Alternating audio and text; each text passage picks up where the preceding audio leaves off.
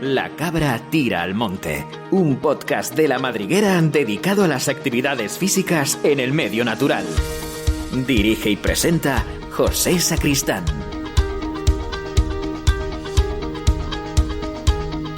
Bienvenidos a una nueva cabra, un episodio el de hoy que estoy seguro os va a encantar. Estaréis conmigo en que la fascinación del ser humano por el agua, más allá de su condición vital, el disfrute que sentimos al escuchar el murmullo relajante del curso de un río en su tramo medio, o el estruendo de una cascada superando un desnivel, nos emociona a todos, nos sobrecoge y estimula nuestros sentidos.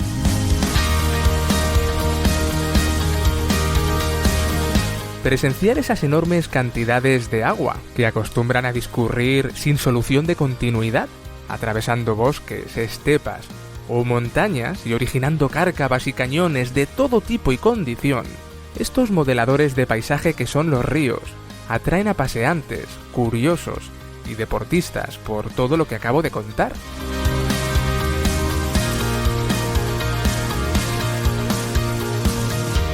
Y en esa facultad humana de superarse a sí mismo, proponerse retos y complicarse gustosamente la vida, aparece una opción de disfrute ligada al agua y cargada de adrenalina y puro contacto con la naturaleza. En La Cabra Tira al Monte de hoy vamos a hablar de barranquismo. Porque el atractivo del barranquismo reside en lo diverso de las opciones que nos plantea. A las paisajísticas, las de descubrir con tus ojos y con el resto de tu cuerpo, lugares imposibles de transitar de otro modo. Habría que sumarle el disfrute evidente de practicar deporte al aire libre, lo que hace del barranquismo una experiencia de naturaleza extrema, insuperable. Hoy nos preguntamos qué claves encierra esta fascinante actividad, de qué equipo y materiales nos servimos para llevarla a cabo con seguridad y garantías. ¿Cómo planificamos una experiencia de barranquismo? En resumen, ¿qué debemos tener en cuenta a la hora de su práctica? Las respuestas a estas y otras preguntas las tendréis en el episodio de hoy. ¡Comenzamos! Porque lo vivo te conmueve, estás escuchando La Madriguera.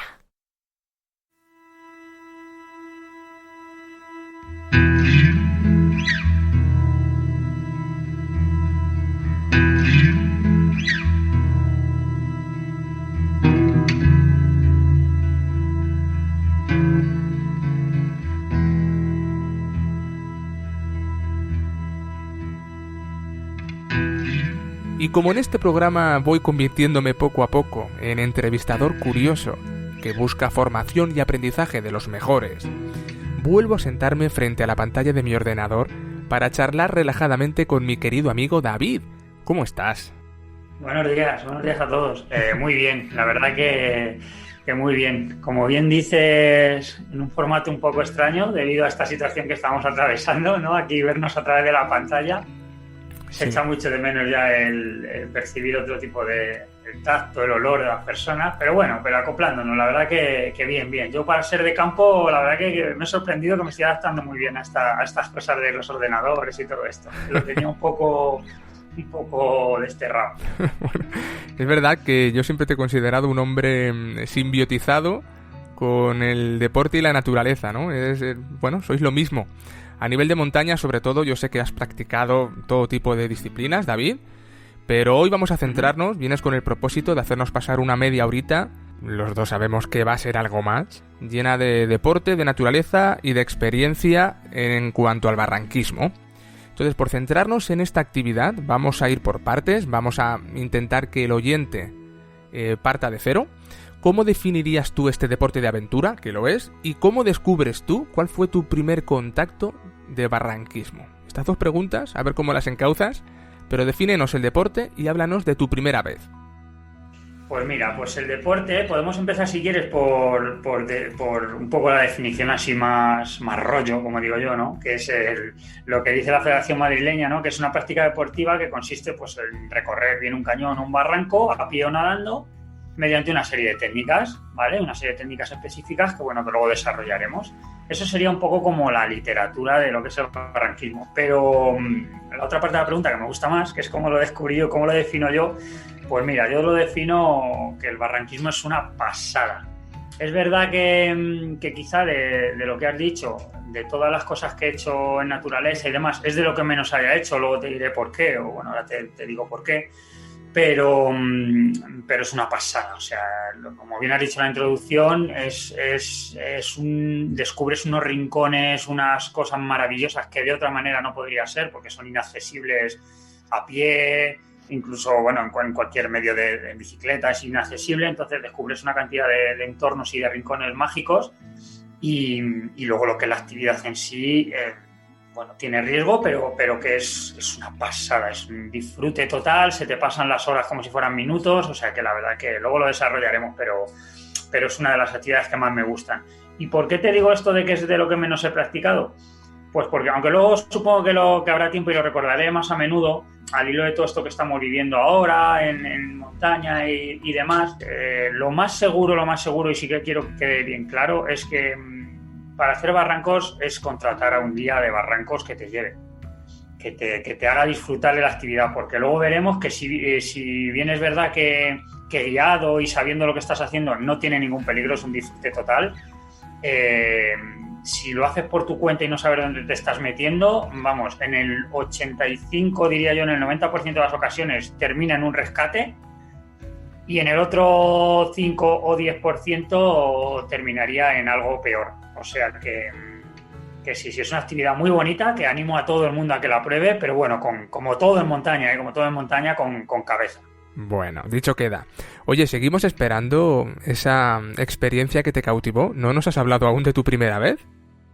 Cierto. Bueno, pues yo me acerqué al mundo del barranquismo cuando me fui a vivir a Huesca, a Cataluña, toda esa zona de Pirineos, cuando estuve estudiando guía de montaña. Pues en la casa que compartía había un chico que yo iba a hacer media montaña y él iba a hacer barrancos. Y entonces con ese chico nos volvimos locos y bueno, fue un no parar. Un gran amigo mío, Cuca, y la verdad que nos volvimos, vamos, de hacer a lo mejor en un día 4 o 5 barrancos, ¿eh? O sea, te digo, sí, cortitos, seleccionarlos, barrancos cortitos, pero bueno, ya me conoces, era quítate el neopreno corriendo, échalo al coche, vamos a 20 kilómetros que hay otro, porque... Y así, o sea, vuélvetelo a poner hasta otro barranco, un poco de locos. Pero muy bien la experiencia. Bien. De todo esto se deduce que, al igual que en el caso de otras actividades deportivas en el medio natural, el barranquismo precisa de una serie de elementos de seguridad y de más equipo personal, ya que es una actividad colectiva. Esto suele hacerse en grupo, es una actividad dirigida, como decías, cuyas características varían, supongo, en función del perfil y tipo de descenso. Háblanos de este material, David, imprescindible, que tú consideras fundamental para volver a casa con la sensación de haber disfrutado de una experiencia irrepetible y no volvernos con la sensación desagradable de haber estado incómodos o haber corrido riesgos. Pues la verdad que, como bien dices, el material de barranquismo o de cañones es mucho, y quiero decir que es muy pesado también. O sea, es que llevas unos mochilones que como la aproximación a la cabeza del barranco sea larga, cuando llegas dices, por favor, que haya mucho agua, que me quiero meter, como sea en época un poco así de verano. Llegas que el principio es un disfrute, no por las vistas ni nada, sino porque te quitas a lo mejor 20 grados de encima. O sea que sí, es verdad que es mucho y pesado. Y es verdad que en este apartado también hay que recalcar, no es lo mismo un barranco facilito, que se haga andando, que no haya agua, por ejemplo, o que haya poquita agua, a un barranco más complicado, como a vertical.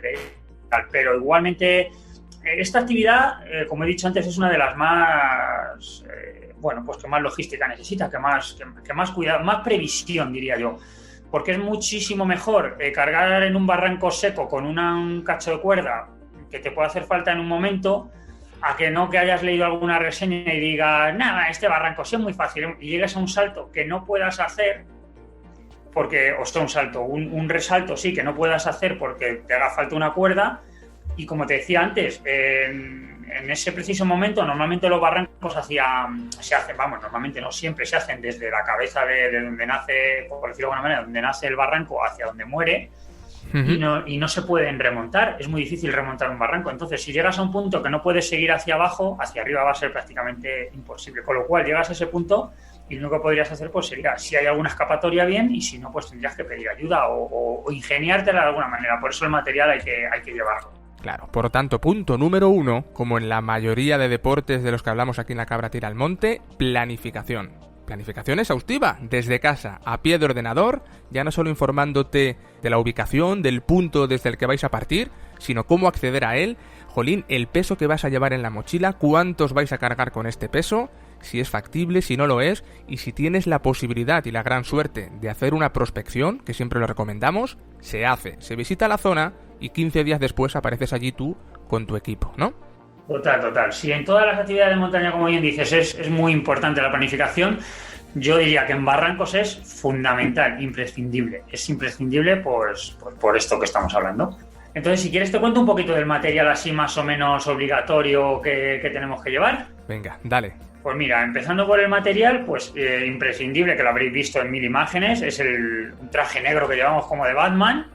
Bueno, negro ahora ya hay de muchos colores, pero bueno, sí que es el traje de neopreno, ¿vale? Vale. ¿Qué es el neopreno? Para el que no lo sepa, pues es una prenda entera, es como un mono, ¿vale? Que suele ser de un caucho sintético que es de mucha resistencia. Y es así pues porque al final en el barranco pues muchas veces volvemos a la infancia y tenemos que poner el culete para bajar algún resalte y bueno, y sobre todo lo más importante este traje, que es por lo que más se lleva, es porque tiene unas altas propiedades de aislantes del frío, ¿vale? Porque al final estás metido en agua, hay barrancos que son a lo mejor de 45 minutos, pero hay barrancos que son de 8 horas metido en agua en Pirineos, con el agua que precisamente no está a 25 grados bajo el Mediterráneo. Entonces, para estar 8 horas en el agua podríamos tener problemas si no lleváramos este traje, ¿vale? Entonces, sobre todo para aislarnos del frío. Los hay de diferentes maneras, como te he dicho, los hay como de 2 partes, pantalón y chaqueta, y luego los hay enteros, un mono, que van más o menos pueden ir desde los 4 milímetros, que son pues para barrancos en verano, que no sean muy sombríos, pues llegan hasta los 7 milímetros más o menos. Al que no se lo haya puesto mucho, un traje de neopreno de 7 milímetros, cuando te lo pones es como si te hubieran prácticamente escayolado.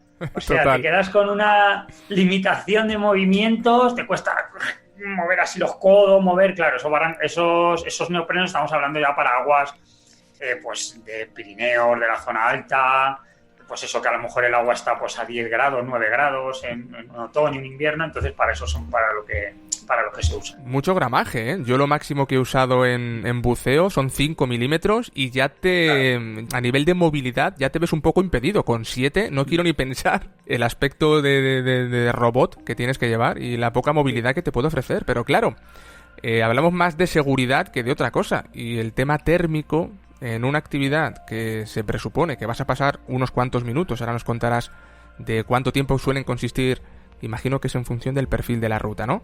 Pero este tipo de descensos no te puedes permitir el lujo, ya no de llevarte rozaduras, arañazos, sino de acabar congelado, acabar con algún tipo de hipotermia, por no haber sido previsor en este caso y no haberte abrigado bien. Oye, más materiales, aparte del neopreno, que ya estamos hablando de cubrirnos físicamente, protegernos de algún tipo de erosión y demás. Material técnico, porque hoy en día entramos en Decathlon y nos han enseñado que está todo segmentadito, separado por columnas, por percheros. Están todos los deportes clasificados en función de los materiales que necesitamos. Y hay gente que esto lo ve desde el punto de vista un poco más mercantiloide, ¿no? Te dicen, bueno, es que al final han generado la necesidad para que les compres. Pero los que practicamos deporte en la naturaleza tenemos que recomendar siempre ir a lo específico. Si se ha creado esa diversidad, vamos a aprovecharnos de ella, porque suelen ser muy buenas ideas.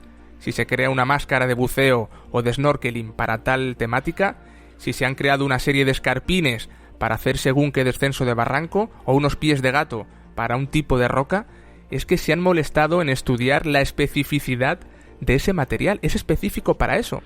Por tanto, en barranquismo contamos con materiales exclusivos del descenso de barrancos, ¿no es así? Sí, totalmente de acuerdo. Es verdad que, como dices, luego ya hay mucho también de un poco de friquismo, por decirlo de alguna manera, ¿no? Pues de un mismo descensor, por ejemplo, que veremos ahora, pues luego tienes 7 variantes, uno más caro, uno más barato, pero al final, por ejemplo, como dices tu material técnico, un descensor hay que llevar, por ejemplo, o una mochila. Pues luego igual dentro de la mochila, como tú dices, te vas a la tienda específica y tienes, no, pues mira, es que esta tal, es que esta evacúa más agua, es que está más cómoda, es que está menos pesada. Entonces, igual con los precios van de un rango pues desde 50 hasta lo que te quieras gastar. Pero bueno, es verdad que, por ejemplo, igual una mochila hay que llevarla sí o sí. Oye, David, ¿el descensor? ¿De qué estamos hablando? Que la gente se entere. Claro, lo que te iba a decir ahora, es un dispositivo, ¿no? Que eso lo tienen que llevar todos los que vayan en el grupo, o cada uno el suyo particular. Y ese es un dispositivo que nos permite desplazarnos pues por verticalidad. O sea, para decirlo así más llanamente, es el aparatito que nos va a permitir bajar por una cuerda, ¿vale? Que normalmente los barrancos, por su versatilidad y por su peso y un poco su facilidad de uso, entre comillas, lo que se suele llevar es un 8, que para el que no sepa lo que es, pues te imaginas un 8, el número 8 dibujado, pues es un aparatito de material de aleación y tal, igual que un 8, tiene la forma de un 8. Es verdad que uno de los círculos es más gordito que el otro, pero bueno, para que os hagáis una idea, es un 8, se llama así por eso. Y nos permite eso, de bajar por una cuerda y un resalte que ni podríamos saltar ni lo podríamos descrepar, pues nos permite bajar. Entonces, en cuanto a material, pues como hemos dicho, traje neopreno, luego bueno, hay así específico de barranco, es muy interesante, no es obligatorio, pero es muy interesante llevar unas botas de barranquismo, porque al final las suelas están diseñadas, como tú dices, específicamente para eso. Y hay que tener en cuenta que nos estamos siempre desenvolviendo por un terreno muy resbaladizo, muy con piedras sueltas, con caos de bloques, entonces las botas son importantes. Luego, en cuanto a la regulación térmica, igual que el neopreno, llevaríamos escarpines y guantes, que también de neopreno. Muy importante, que yo cuando he ido por ahí ves a muchísima gente que no lo lleva, es el casco. En toda actividad de riesgo hay que llevar un casco, y más en barrancos. La gente no se da cuenta, pero al final pierdes un poco la perspectiva de dónde estás y estás metido en una garganta. Estás metido en una garganta que según qué barranco, a lo mejor para arriba hay 100 o 150 metros. Imagínate una chinita, que muchos barrancos por arriba hay caminos. Imagínate una chinita, un bastón, un termo que se le caiga a alguien de arriba, la pupita que nos puede hacer la cabeza. Entonces, el casco muy importante. Y luego así ya material más técnico sí que estaría el arnés, obligatorio, para estos descensos, que igual lo que tú dices, pues con un arnés normal de escalada no valdría, pues sí, no valdría. ¿Qué pasa? Que han sacado un arnés específico de barrancos. ¿Qué tiene? Tiene muchos menos enganches, muchos menos colgajos, como digo yo, ¿sí? Con lo cual solo lleva uno en el centro, con lo cual a la hora de engancharte un mosquetón no te vas a equivocar nunca, porque en un barranco es muy complicado si te equivocas.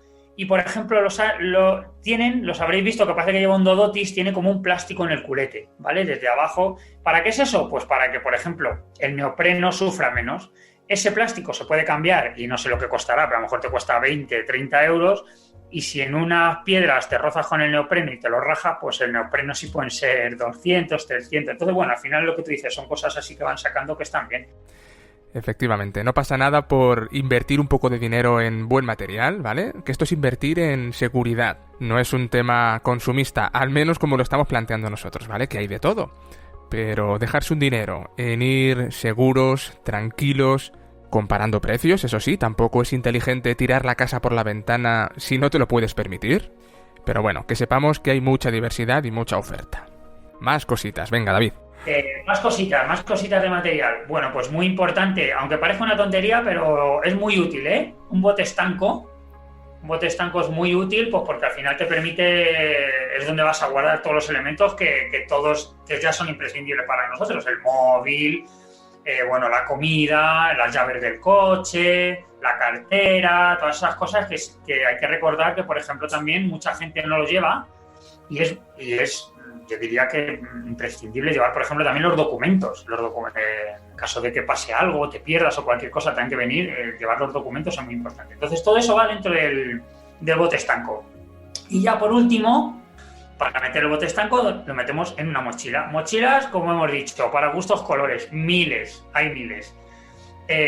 Lo que tienen todas en común, pues que si habéis visto algunos habéis fijado, llevan un montón de agujeros por la parte de abajo, ¿vale? ¿Para qué? Para que a la vez que entra el agua, pues por esos agujeros automáticamente se evacúa. Son unos agujeros gordos, no os penséis que son agujeritos chinos, no, son agujeros grandes y por ahí evacúa todo el agua. Suelen llevar unas correas anchas para ponerle y quitarla con rapidez y facilidad, porque luego en progresión veremos que hay que estársela poniendo y quitándosela continuamente.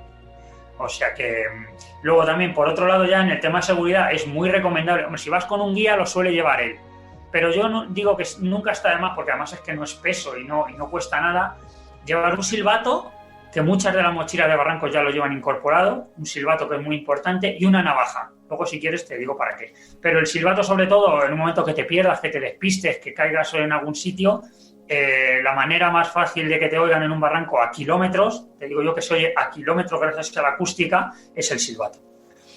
Muy bien, pues material muy amplio. Oye, a esto le sumaríamos rodilleras, coderas, al final le podemos sumar cositas, siempre y cuando sumen seguridad y no resten movilidad, ¿no? Hombre, te podrías poner lo que quisieras, es cierto, pero es verdad que el neopreno protege muchísimo, porque al final no, el golpe que te des no va a ser un golpetazo, puede ser pues eso, que te deslices por una piedra y a lo mejor un arañazo o tal, pero eso con el neopreno te lo va a evitar todo, o sea que ¿lo podrías añadir? Pues sí, pero yo creo que es más la incomodidad que te va a crear que la seguridad que te va a aportar, o sea, yo eso no es muy necesario, pero bueno. Vale, me lo apunto, David. Oye, vamos a meterle un poco de chicha. Vamos ya al meollo de las actividades que realizamos en barranquismo. Lo que verdaderamente interesa y motiva al barranquista, ¿no? A la hora de progresar a lo largo de un curso, de un barranco, yo he visto que son diversas las técnicas que se emplean para poder realizar dicho recorrido. Y me he anotado algunas como principales, y son aquella de, bueno, caminar, el simple hecho de caminar, acceder a los puntos de interés, ya no solo necesita esa previsión de la que hablábamos, sino necesita cierta técnica. Vamos a atravesar, imagino que zonas boscosas, no boscosas, determinados terrenos resbaladizos o que no sean demasiado firmes. Luego está también la técnica del destrepe en sí o el descenso, que en función de cómo sea el perfil, nos contarás ahora, serán pequeñas trepadas o pequeñas escaladas o desescaladas. La progresión en horizontal también me la he anotado, ¿no? Va a haber momentos en los que usemos progresión a través de pasamanos. Hay rappel, hay natación, hay toboganes, tú hablabas de ellos, saltos, tirolinas, es completísimo. En torno a esta actividad orbitan tantas otras disciplinas que sería interesante que nos las pudieras describir un poquito, ¿vale?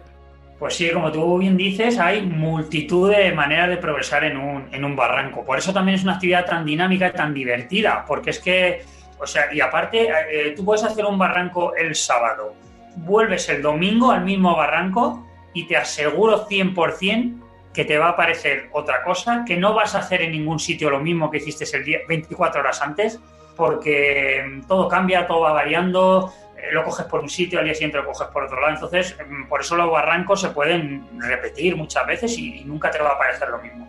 Entonces, al hilo de esto, tengo que apuntar que lo que más diferencia la modalidad de descenso de barrancos con otras disciplinas de montaña, y al mismo tiempo también determina mucho el grado de dificultad y la técnica que haya que emplear, y eso es el caudal, mayor o menor caudal de agua. Eso es lo más importante que hay que observar en un barranco. Bueno, no es lo mismo un barranco, que te voy a decir yo, en Cuenca en agosto, a ese mismo barranco en Cuenca en diciembre.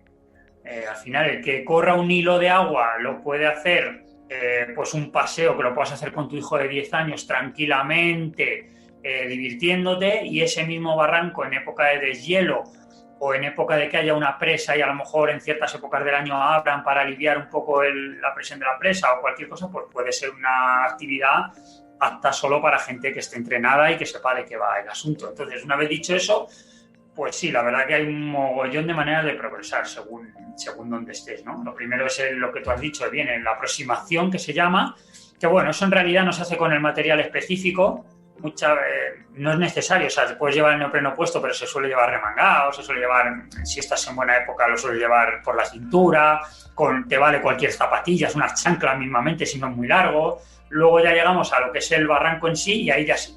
Ahí hay diferentes maneras de progresar, y como tú has dicho, la más frecuente con la que nos vamos a encontrar es andar, caminar, ¿vale? Si bien es cierto que no es caminar como la gente que sea senderista, por ejemplo, puede pensar, que no es un camino, no es llano, no es... Y es una maniobra que en principio es muy fácil, como todos sabemos, pero que requiere un mínimo de atención. ¿Por qué? Pues porque conviene recordar, pues eso, lo que hemos dicho antes, que es que nos vamos a encontrar en multitud de ocasiones con terrenos resbaladizos, con zonas de que el piso está inestable, con caos de bloques, con piedras que por la propia humedad ha creado ese musgo, ese verdín, que es que no te das cuenta y es que te resbalas. Entonces esa es la manera que más nos vamos a encontrar de progresar, ¿vale? El andar.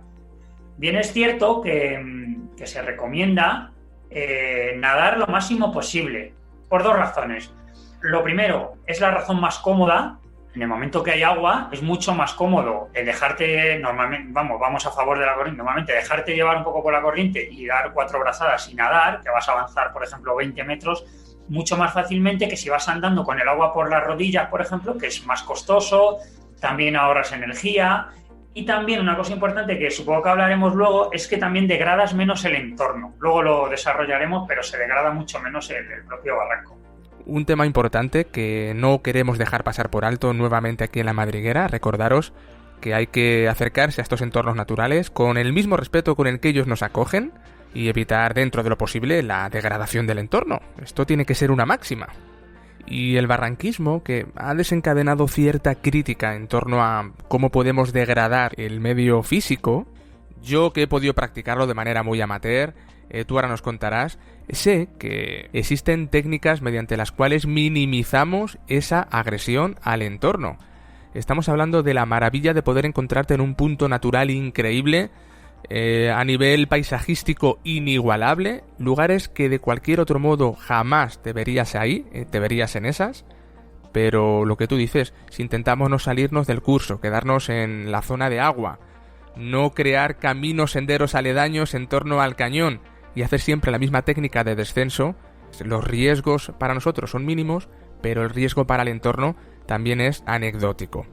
Bueno, en cuanto a la progresión en barrancos, ya hemos visto que caminar es algo que vamos a tener que hacer, que nadie piense que aquello es llegar, tirarte en el nacimiento del río y acabar en la desembocadura, nada más lejos de la realidad. Hay que currárselo, hay que acceder a los puntos de inicio del descenso.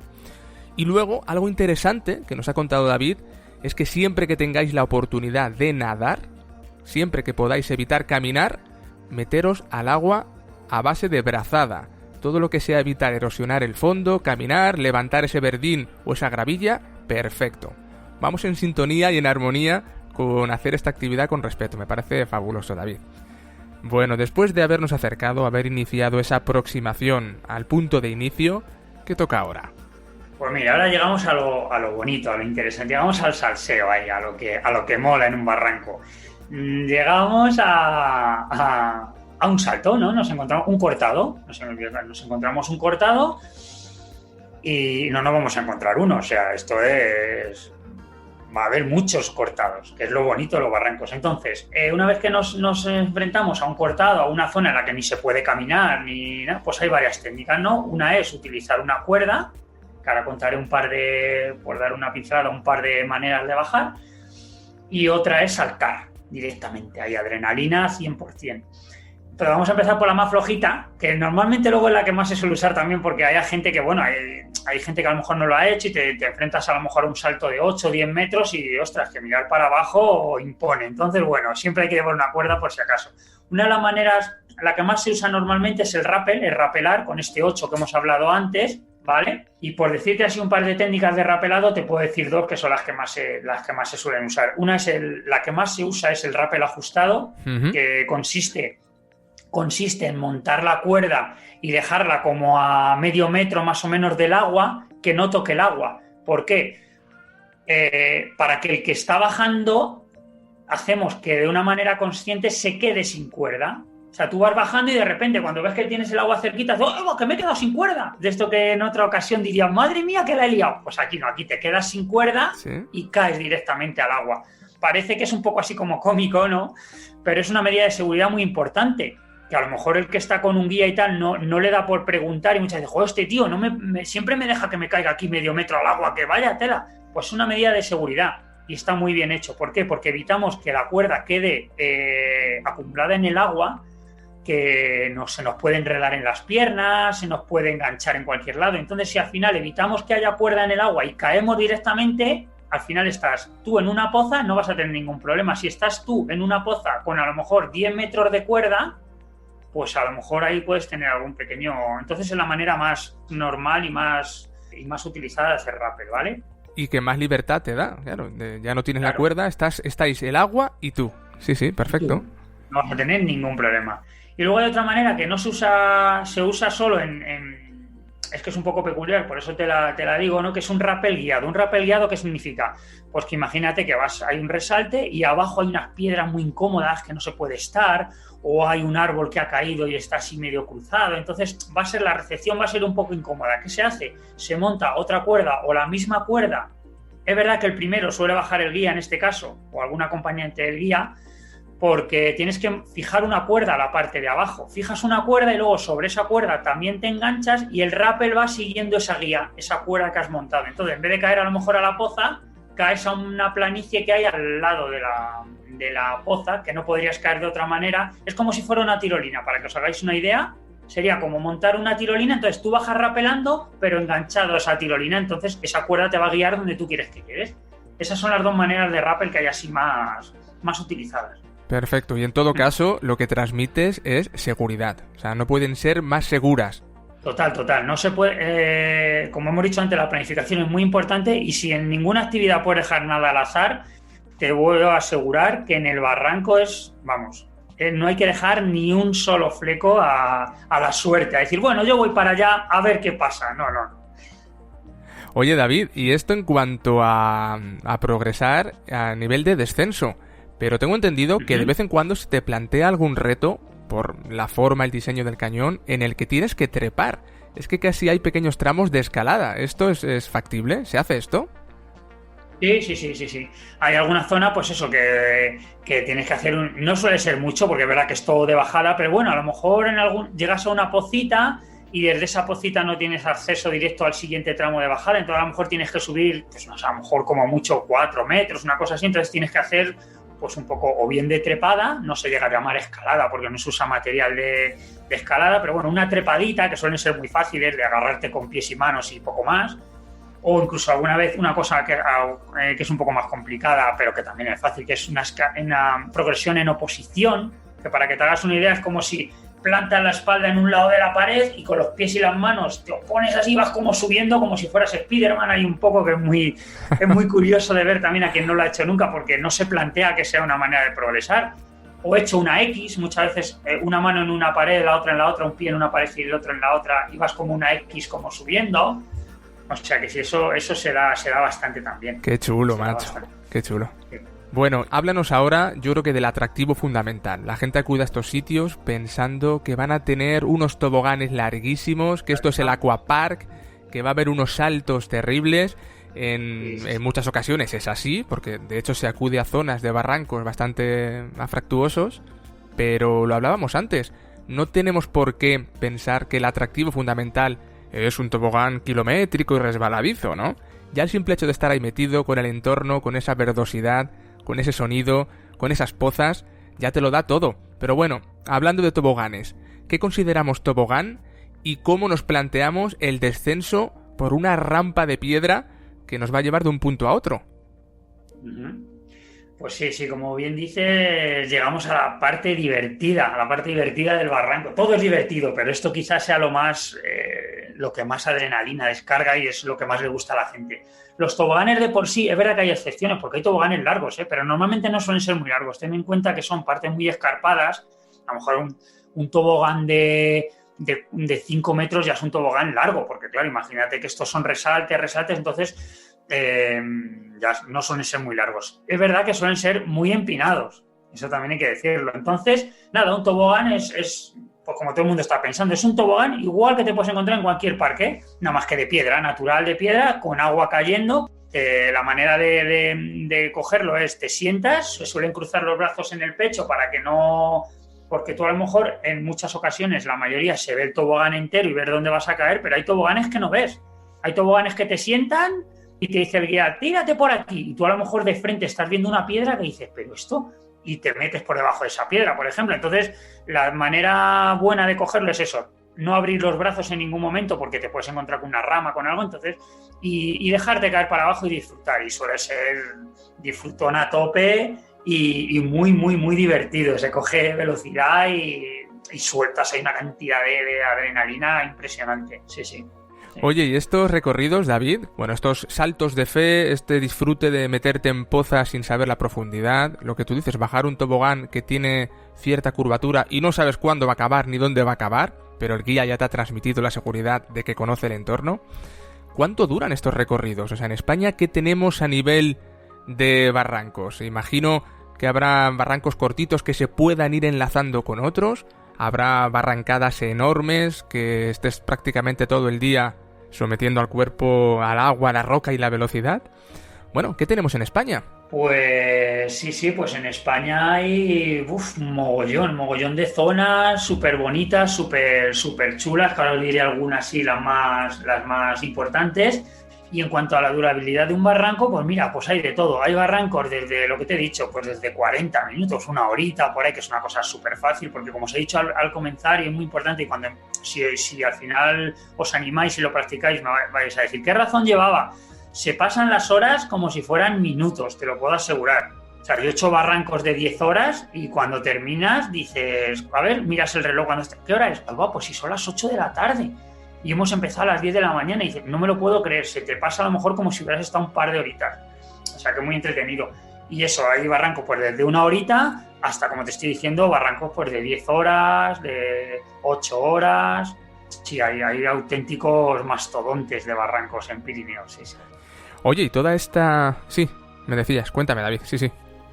No, y te iba a decir que por zonas tenemos suerte de contar, yo creo que con una de las mejores zonas yo diría no, estoy seguro es la mayor concentración de barrancos que hay en España y en Europa, está en Guara, en Huesca, la Sierra de Guara.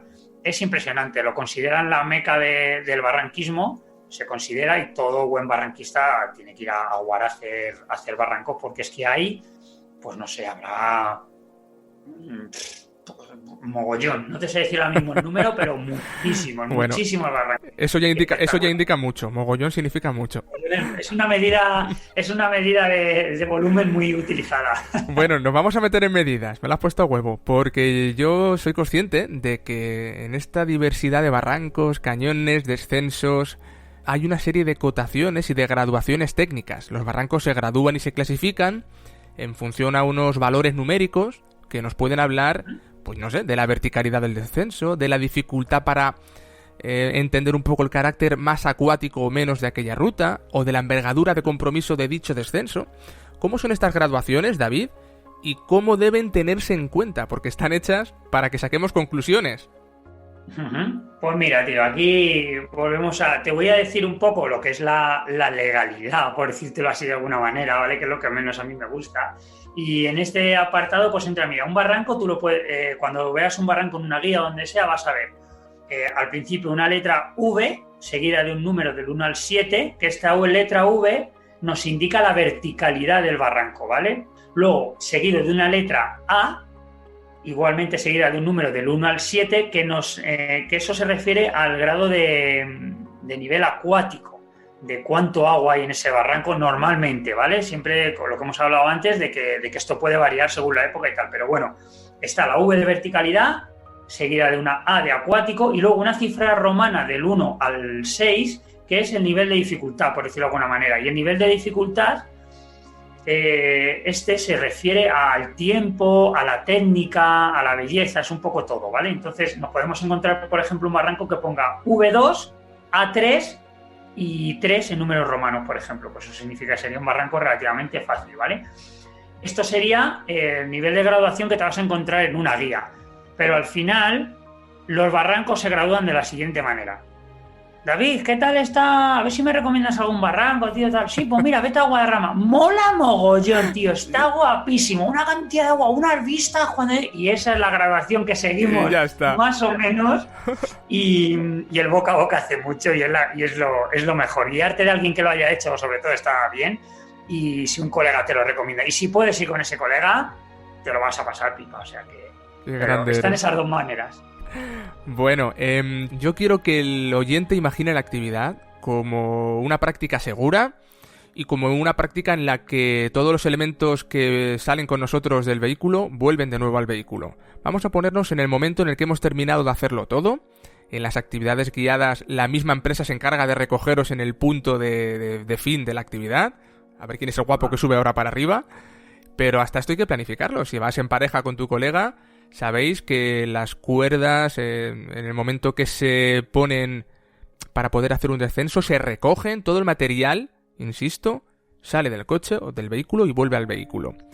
Yo, no por ponerme siempre un poco crítico con todos los temas que tratamos, ¿no? Por ser realista, por hablar de todas las opciones y opiniones que existen, y es verdad que sé que responde a ciertos olvidos, pero a veces te encuentras un tramo de cuerda abandonado o que ha sido difícil volver a rescatarlo y ha quedado ahí.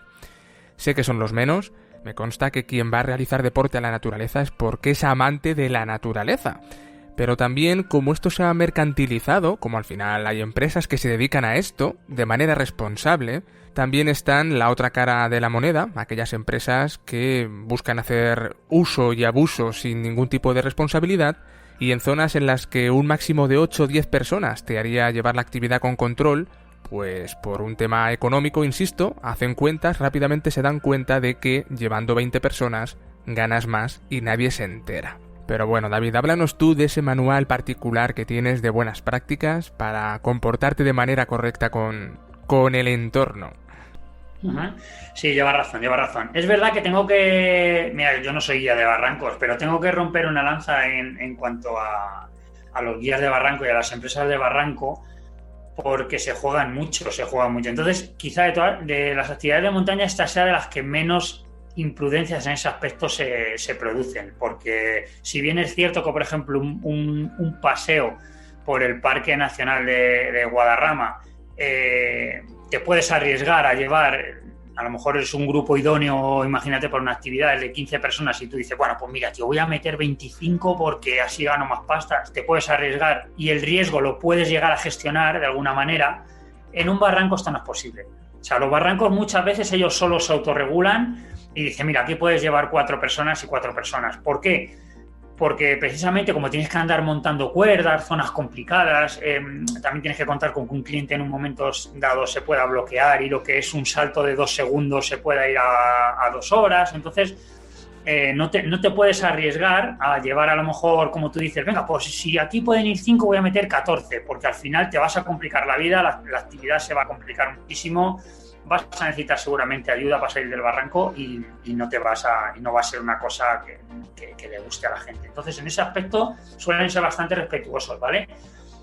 En lo que has dicho de dejar huella luego como tal, física, no me preocupa lo más mínimo la huella que puedan dejar de cuerdas y cosas de esas, porque eso vale pasta y la gente ya se preocupa bien de recogerlo y volverlo al coche. Ajá. Pero sí es verdad que, bueno, hay que, como tú dices, estamos en un hábitat muy, muy, muy, muy delicado, porque son zonas que no pasa el hombre de otra manera, nada más que de esa manera, y entonces son zonas pues muy delicadas, con una fauna y una flora muy delicada, y sí es verdad que si se nos llega a olvidar esto, y a lo mejor lo típico esto que vamos dejando, que si el envoltorio de un bollo, que si el papel albal de un bocadillo, pues hombre, eso se deteriora mucho más que, por ejemplo, pueda ser pues una morrena de una subida, un pico o algo, que tampoco hay que dejar nada, pero bueno, siempre es verdad que el deterioro es mucho peor en estas zonas de acuífero. Sobre todo, además, claro, también lo que hablamos, es una zona de acuíferos que si no lo dejas fuera, que encima cae en el agua, lo mismo lleva alguna sustancia que, bueno, pues que te voy a contar. Y en ese aspecto, pues sí hay que tener cuidado. En cuanto al riesgo, al impacto ambiental, lo que hablábamos antes, pues es un poco el tener cuidado de intentar ir relajado, disfrutando la actividad, intentando levantar lo menos posible y degradar lo menos posible el fondo de los ríos o los cauces por los que se transita. Y es un poco eso, y no salirte a hacer caminos o tirar cosas fuera y poco más. La verdad es que son unas pautas muy sencillas de conservación, pero que hay que, en este caso, si siempre pedimos desde aquí que se cumpla todas estas medidas, en el caso de barrancos y cañones hay que hacer mucho hincapié en que hay que llevarlo más a este término.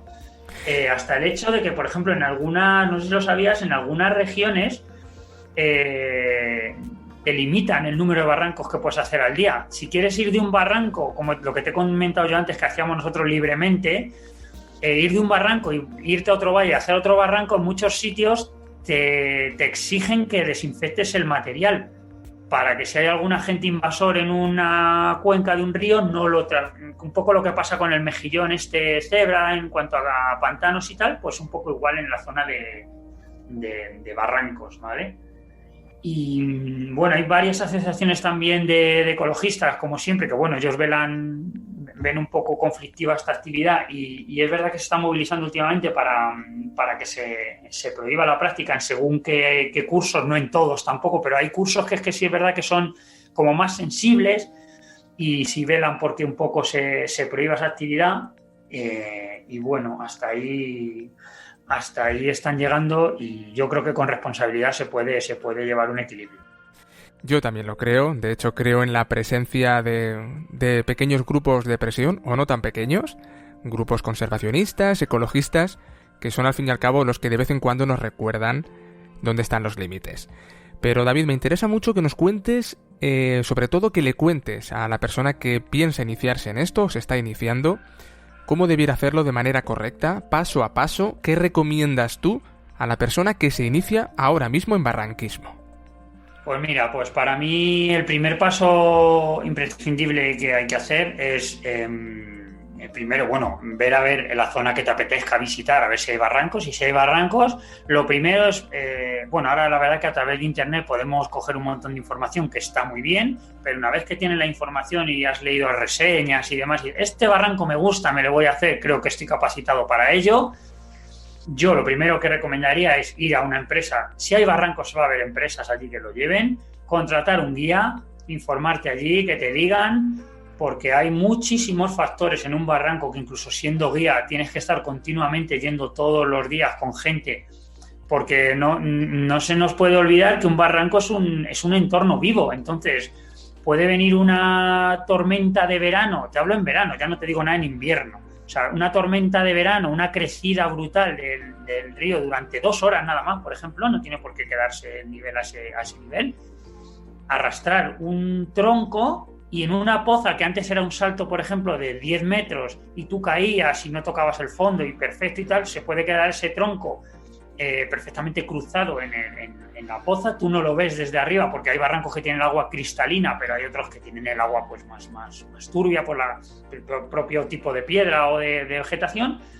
Quedarse ese tronco cruzado ahí y al tirarte, pues imagínate, si te tiras ya no te digo 5 metros, imagínate que te tiras de 2 metros y a la que entras al agua hay un tronco cruzado. Pues mira, lo que menos te podría pasar sería un esguince. De ahí para arriba, échale imaginación tú lo que quieras. Entonces, importantísimo contratar un guía que se conozca el entorno, que te diga, mira, tío, aquí hay 10 metros de caída, pero tú salta, que es que tienes 20 metros de profundidad, que te lo vas a pasar pipa, que vas a salir con mucha más alegría y con mucha más vida de lo que has entrado en el barranco y recordándolo y lo que tú dices, no se te olvide la cámara de fotos acuática y a pasarlo bien y disfrutarlo, que los barrancos es una actividad increíble. Una actividad que me consta que cambia a la gente. Cuando nunca has practicado barranquismo y lo haces por primera vez, vuelves tan emocionado, vuelves con ganas de repetir, y esto es porque este tipo de actividades en el medio natural te enamoran, te reconcilian con el entorno y hacen que quieras más. Bueno, para terminar, David, y me da pena, aunque sé que seguiremos hablando, esta ha sido la primera de una serie de colaboraciones en La Cabra Tira al Monte. Volverás por aquí, pero como digo, antes de irnos, me gustaría que la gente te conociera un poquito más, que puedan, después de escucharse el programa, ponerse en contacto contigo.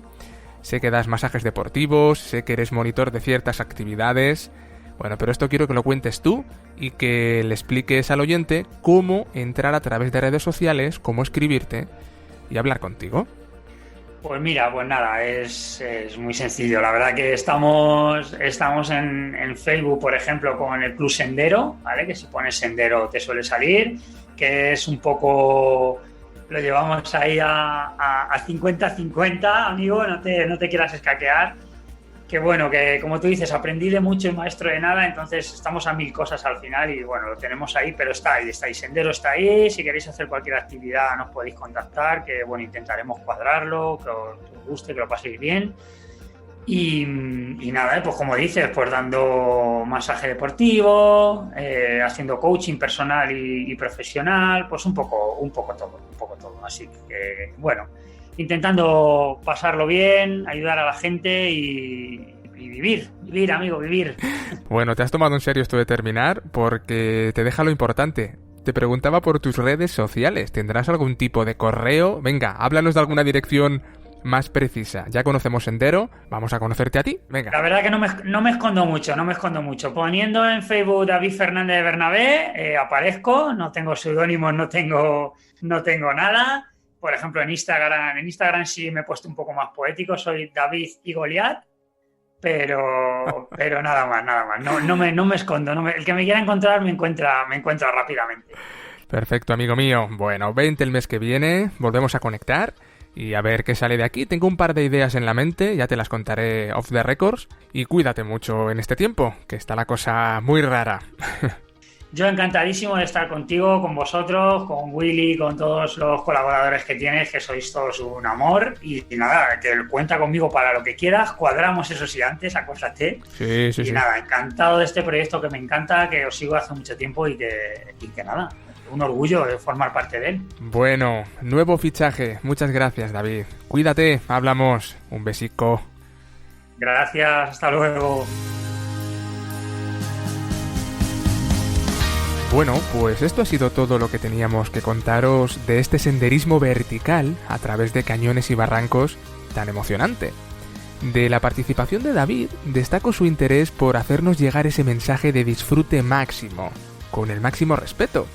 Es una gozada poder aprender de él, porque no solo demuestra profesionalidad deportiva, es también un educador ambiental en ciernes, y él lo sabe, lo que hace que se convierta en una mezcla infalible. Me queda recordaros dos cosas. La primera es que algunos de vosotros habéis tenido el detallazo de pasar a formar parte de La Madriguera en calidad de mecenas. Desde tan solo 1,50 € podéis ser patrocinadores del podcast y tener así acceso exclusivo a los episodios extra que cada mes subimos a nuestras plataformas de audio.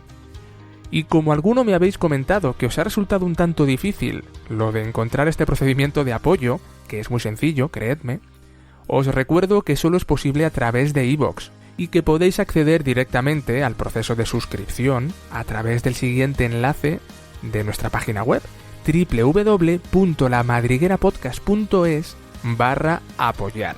Seguir los sencillos pasos que os van guiando y listo.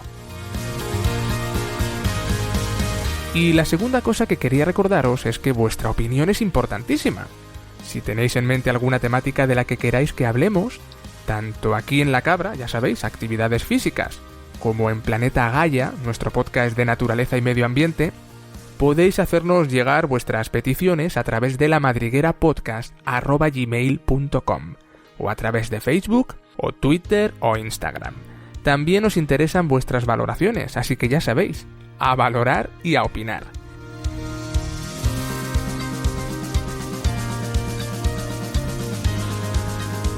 Y con esto me despido recordándoos que lo próximo que subiremos será Planeta Gaia. Para volver a escuchar La Cabra Tira al Monte habrá que esperar al mes que viene. Mientras tanto, a todos, a todas, sed felices.